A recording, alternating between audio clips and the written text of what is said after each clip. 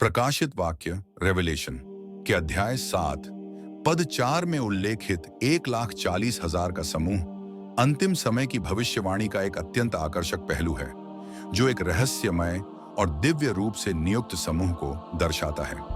ये समूह प्रकाशित वाक्य की किताब में एक महत्वपूर्ण मोड़ पर प्रस्तुत होते हैं, जब छठे और सातवें मोहरों के उद्घाटन के बीच में एक विराम लिया जाता है।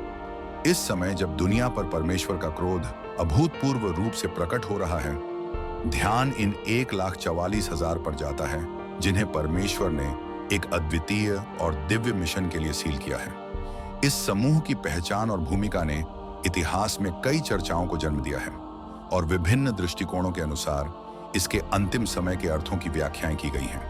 हालांकि इनके स्थान को समझना परमेश्वर की अंतिम दिनों के लिए व्यापक योजना को समझने के लिए महत्वपूर्ण है।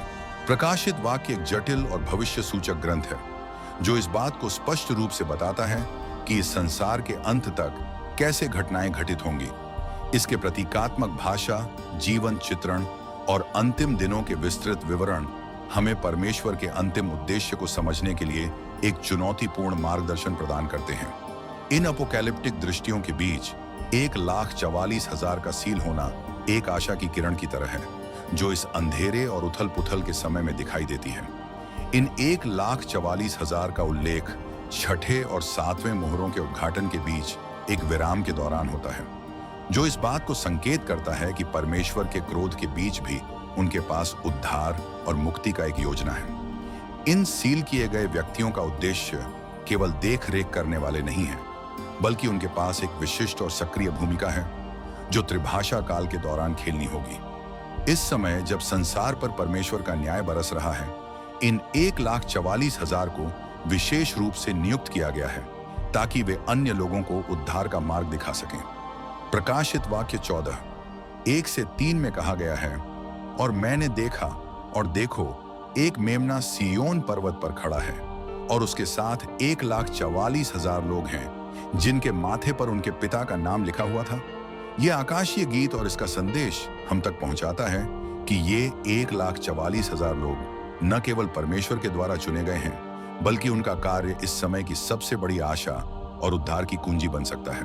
इतिहास में कई समूहों ने 1,44,000 से जुड़ी अपनी व्याख्याएं प्रस्तुत की हैं, जिनमें से यहोवा के साक्षी जेहोवाज विटनेसेस विशेष रूप से उल्लेखनीय हैं। उनका मानना है कि 1,44,000 लोग एक विशेष समूह हैं, जो अंत के समय में मसीह के साथ स्वर्ग में राज्य करेंगे।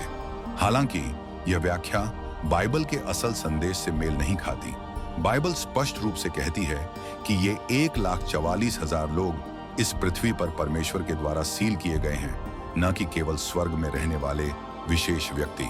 प्रकाशित वाक्य 7:5-8 में बताया गया है कि यह 1,44,000 लोग इजराइल की 12 जनजातियों से होंगे और हर एक जनजाति से 12,000 लोग चुने जाएंगे। इनका सील किया जाना परमेश्वर की ओर से एक विशेष सुरक्षा और मिशन का प्रतीक है, जो उनके द्वारा किए गए कार्यों को विश्व भर में फैलाने के लिए होगा। इन 1,44,000 का मिशन मुख्य रूप से सुसमाचार का प्रचार करना है।